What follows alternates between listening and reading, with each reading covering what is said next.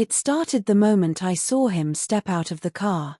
His stride was easy, his presence unfamiliar in the most unsettling way. I had expected my son to bring home his college buddy like every summer, some lanky boy with an overstuffed duffel and a goofy grin. But what stepped through my front door that June afternoon was not a boy. Not anymore. James had grown into something else entirely. Taller than I remembered. Broader in the shoulders. With a calmness in his eyes that made me pause mid-step. I smiled politely, just as I always had. But something inside me flickered. And I hated that I noticed it. It was the way his gaze lingered a beat too long. The way his voice, deeper now, wrapped around my name like velvet. Victoria, he said. Not Mrs. Langston. Just Victoria. As if we were equals now. As if time had quietly rearranged the rules between us. I told myself it was nothing. That the heat of the day and the scent of freshly cut grass had made my thoughts drift. But as the evening settled and the house quieted, I caught myself watching him. From the kitchen doorway. From across the patio. Watching how he moved, how he laughed. How he filled a room with quiet confidence instead of noise. And I wondered, just for a second, when did he stop being a boy? I had no business thinking about it. I knew that. I was his best friend's mother. I was rebuilding a life after a divorce that had hollowed me out. There was no space in my world for indulgent thoughts. Especially not about James. But the mind is a traitor. And mine whispered questions I couldn't answer. Had he always looked at me like that? Had I ever noticed the softness in his voice when he spoke to me? I buried the thoughts beneath errands and phone calls. But they returned in quiet moments. Morning coffee, when I caught his reflection in the patio door. At night, when the house was still and I could almost feel his presence on the other side of the wall. I wasn't lonely. Or at least that's what I told myself. I had my books. My garden. My carefully stitched routines. But when James laughed, really laughed, something inside me ached. Not painfully. More like a hunger I had forgotten I still had. I told myself he was just being kind. That I was imagining the way his eyes lingered. That I was reading too much into it because I hadn't been looked at that way in years. But then it happened. Just a hallway. Just a brush of his hand against my waist. Light. Polite. Nothing, really. Except it wasn't. The air shifted. The silence between us crackled like the pause before a storm. And I couldn't pretend anymore. Something was changing. And I wasn't sure I could stop it. Or if I even wanted to. Before everything shifted, life was simple in the way numbness often is. After the divorce, I built walls. Not out of bitterness, but necessity, the kind of soft, invisible walls that let in just enough light to function, but not enough to feel anything too deeply. My days were quiet. Structured. Reliable. I woke early. Made my coffee strong with a little cream. Read the news without absorbing it. Let the hours unfold with mechanical grace. Gardening filled the mornings. Lazy afternoons went to calls with my sister. In the evenings, I cooked for one. Cleaned up for one. Sat on the couch for one. And I convinced myself that solitude was peace. That healing meant detachment. I told my son, Liam, that I was fine. And in many ways, I was. The version of me who once stayed up waiting for a man who came home too late and said too little, she was gone. No tantrum. No tears. Just the quiet erosion of hope over years of being needed but never seen. I had learned to stop reaching for things that didn't reach back. That included romance. Intimacy. Even desire. Those belonged to another life. Another version of me. When Liam said he wanted to bring James home for the summer, I said of course. I remembered James as the lanky teenager who raided our fridge, called me Ma with a smirk, and fell asleep on our couch after too many video games. I didn't expect anything to be different. I didn't expect to feel anything at all. I had buried those parts of myself so long ago, I assumed they had decayed. But now I wonder if they'd simply gone dormant, waiting for the right temperature to bloom again. The truth is, I hadn't been touched in years. Not meaningfully. Not gently. Not in the way that says I see you, and I want to know what's beneath the smile. Not since the early days of my marriage, before the distance grew, before we became polite strangers. I hadn't realized how much I missed being seen. Truly seen. Until James walked into my kitchen with that slow, steady gaze and called me by my name like it meant something. I told myself it was the novelty of having someone new in the house. The disruption of routine. The contrast of youthful energy against the soft ache of middle age. But deep down, I knew better. Something about James had unsettled the dust I let settle over my life. Something in his gaze didn't feel accidental. And part of me, the part one thought had withered, was starting to wake up. It happened in small moments first. Quiet things that wouldn't look like much from the outside, but they left a mark. Like the time I walked into the kitchen and found James at the sink, sleeves rolled up, sunlight catching the curve of his jaw, washing dishes without being asked. He looked over his shoulder and smiled like it was the most natural thing in the world. Or the night he stayed up talking with Liam, and I caught a glimpse of him through the hallway mirror, leaning back, laughing low. His eyes flicked toward mine before I disappeared around the corner. It wasn't a sudden change. It was a slow unraveling. A pull I tried to ignore but felt all the same. I started noticing his presence even when he wasn't there. His scent on the towel he borrowed. The echo of his voice through the floorboards late at night. The faint creak of his door just as I turned out my own light. One evening, I sat outside longer than usual, pretending to enjoy the breeze, just so I could hear the music drifting from his open window. I didn't recognize the song. But the rhythm settled under my skin and stayed there. I told myself I was imagining it. But then came the moments he seemed to linger. A beat too long when he passed me something at the dinner table. The way his fingers brushed mine, not carelessly. Not entirely by accident. The way his eyes held mine when we spoke. Not like a son speaking to a friend's mother, but with a steadiness that felt like discovery. The first real crack came the night he stood beside me in the kitchen, drying dishes while Liam was out. Our shoulders nearly touched. The air between us was dense, charged. He handed me a glass. Our fingers met. And neither of us pulled away. Just for a second. But it was enough. Enough for something unsaid to rise between us, heavy, impossible to name. I dropped my gaze, tried to laugh it off. But he didn't laugh. He just stood there, watching me.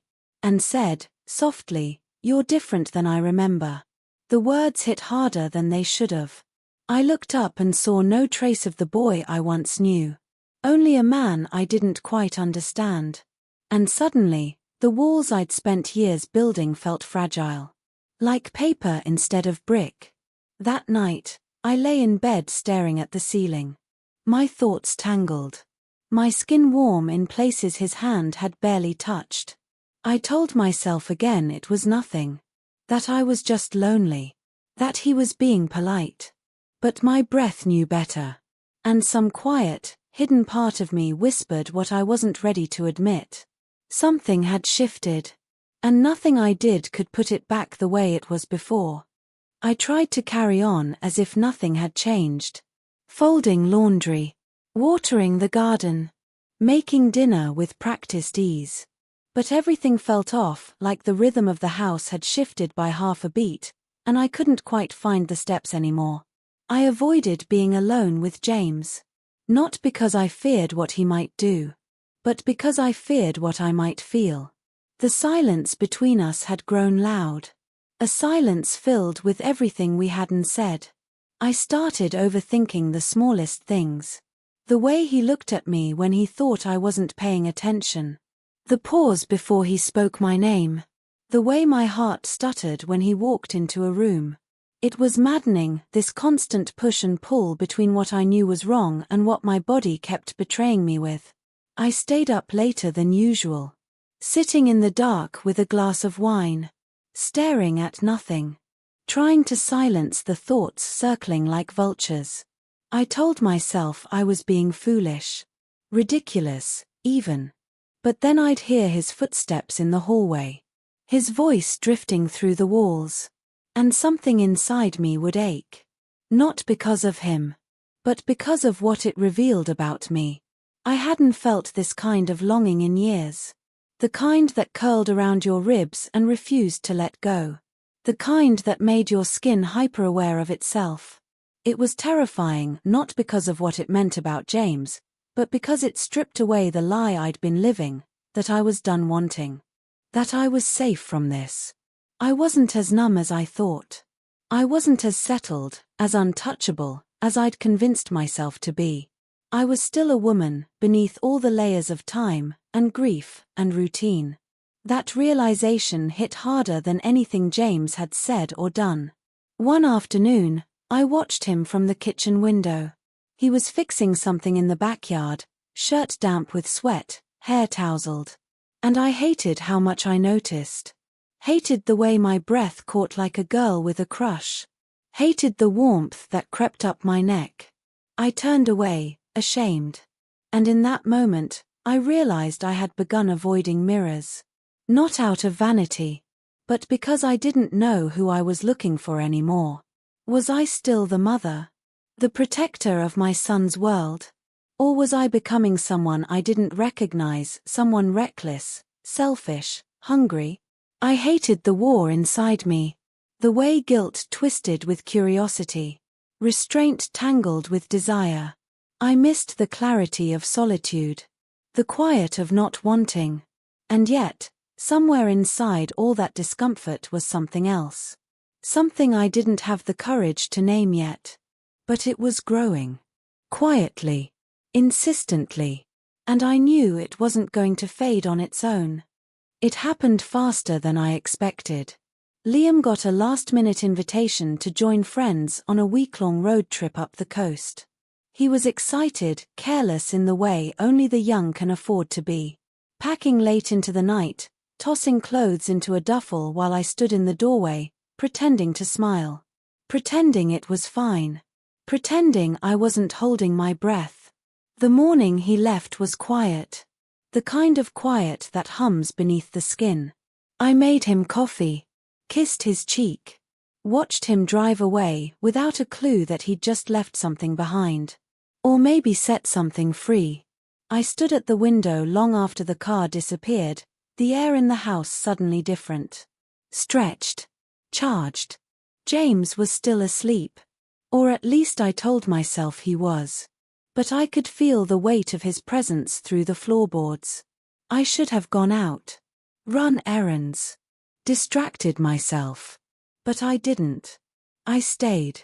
I moved through the house like a ghost, tidying what didn't need cleaning, pausing at the hallway mirror I'd avoided for days.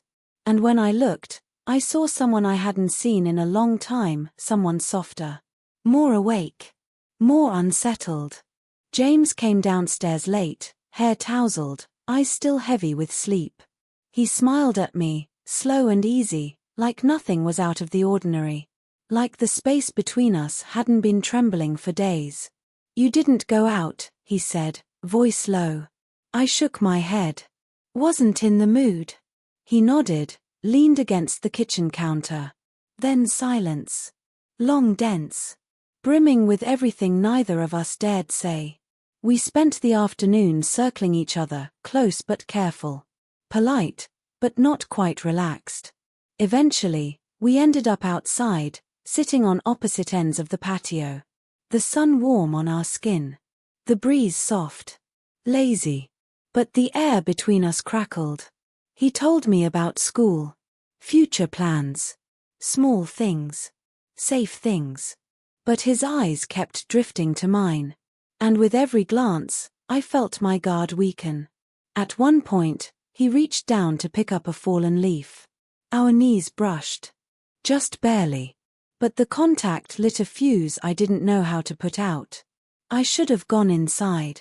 Should have ended the moment before it began. But I didn't. Instead, I asked if he wanted something to drink. When I stood, he followed. Too close. In the kitchen, the distance narrowed again. That same tension, sharp and soft all at once.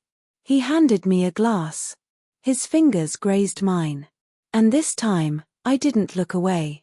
I didn't laugh. Didn't dismiss it. Didn't pretend it hadn't happened. I just stood there. Heart racing.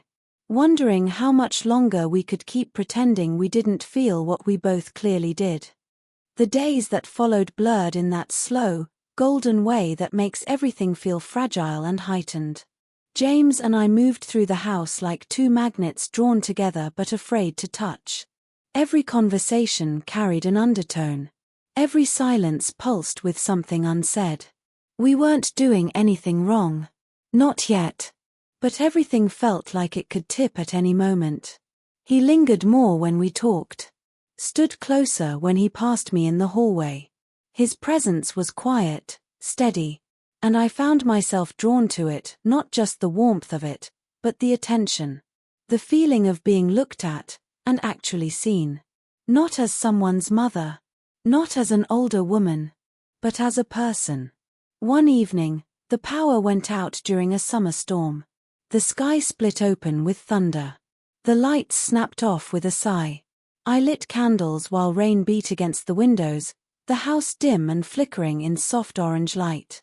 We ended up on the couch, not touching, just sitting close, wrapped in the silence storms bring. He asked me about my life before the divorce. And I told him things I hadn't said out loud in years. Small truths. Sad ones. Soft ones. He listened. Without interrupting. Without looking away. And in that quiet listening, something in me cracked open. I don't know what made me say it, maybe the candlelight, maybe the stillness, but I told him I didn't feel like myself anymore. Hadn't in a long time. And when I looked at him, he wasn't smiling. He was watching me like every word mattered. You're more yourself than you think, he said. And for a moment, I forgot how old I was. How impossible this was. How much it could break. I only felt the way his words wrapped around something lonely in me and held it still. Later, when I stood to clear the dishes, he reached out without thinking. His hand brushed my arm, just a touch, light, but lingering. And I didn't flinch. I didn't pull back. I stood there, letting the heat of it sink in. When our eyes met, I saw it clearly for the first time. This wasn't just attraction. It wasn't curiosity or rebellion or boredom. This was two people finding something they didn't expect to find in each other. A mirror. Maybe a door. I told myself we could stay in this in-between space forever. That as long as nothing happened, it wasn't real. But the truth is, the connection was already there. Built in silence. Built in glances. In the spaces between words. And I think we both knew even then that the line we hadn't crossed was starting to blur. And neither of us was reaching for the edges anymore. It happened on a night that felt like any other. A summer evening thick with still air and the distant hum of cicadas. The windows open just enough to let in the scent of warm grass and something softer. I had made dinner. Something simple. We ate at the counter, side by side. Barely speaking. But not in discomfort. It was the kind of silence that holds its own kind of intimacy, born from familiarity, from trust, from tension. When the plates were cleared, James offered to wash while I dried. A quiet ritual we'd fallen into without planning. I reached for a glass. Our hands brushed. And this time, neither of us moved away.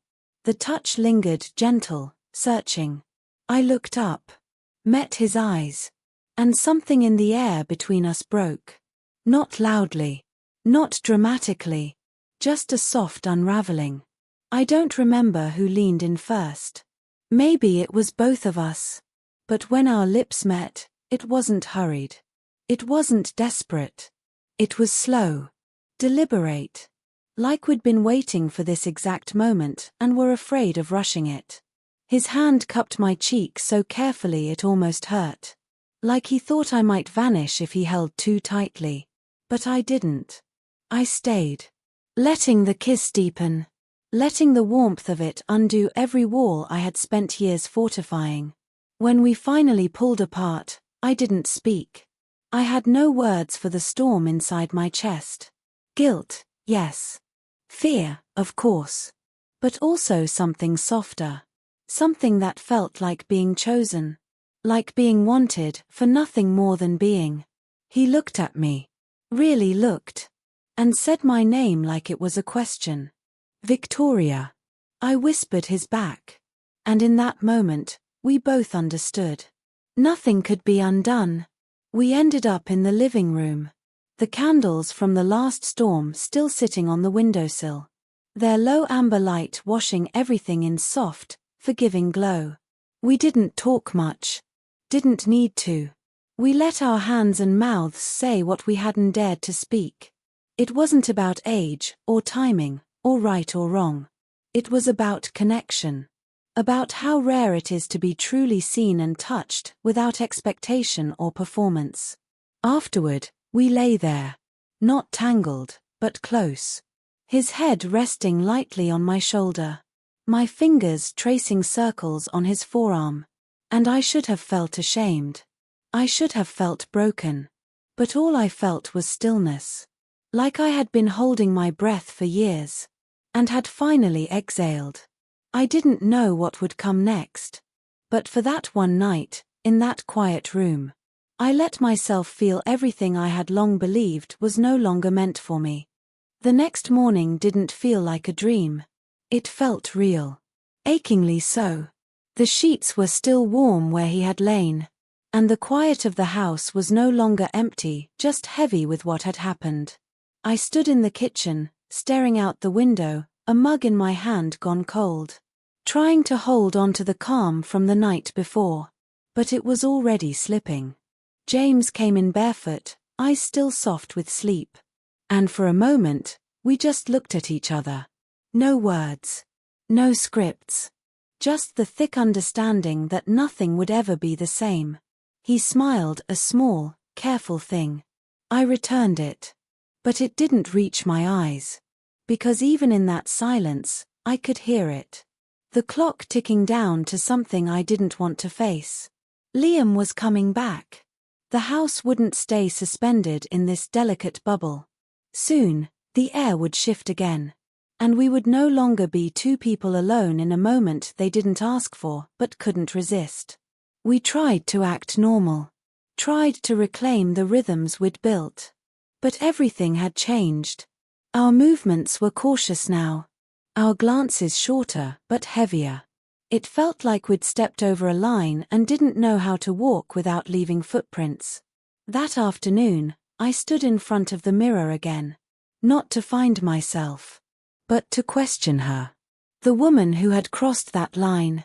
Who had let go, if only for a night, of all the roles and rules that had once kept her safe. I heard the front door open and my heart jumped. But it was only James, returning from a walk.